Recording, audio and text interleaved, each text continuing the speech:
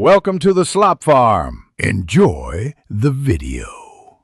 You start by exposing the mechanism quickly. Remove the inner door panel now and keep parts organized. Use a trim pry to release bottom clips, then unscrew handle and switch bezels. This gives direct access to the latch.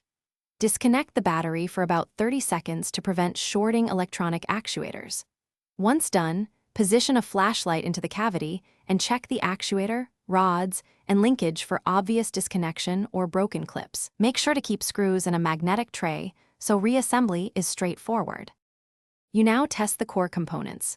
Apply 12V to the actuator or cycle the door lock switch and observe the linkage movement to diagnose stuck or detached rods. If a rod is bent or a clip fractured, detach the rod ends, straighten or replace the rod, and install a fresh retaining clip.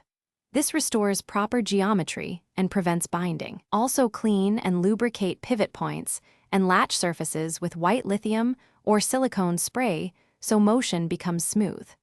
Make sure to retest the act. You finish by reconnecting the battery and reconnecting any wiring harnesses you detached, then briefly test the electronic lock and manual handle while the door is open.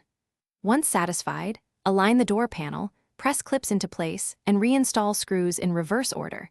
This prevents rattles and misalignment. Make sure to test locking from both key fob and inside switch and operate the handle several times. If it still fails, try replacing the actuator or check the central locking module and fuse connections as one key troubleshooting step. Thanks for watching. Consider subscribing if we helped you today.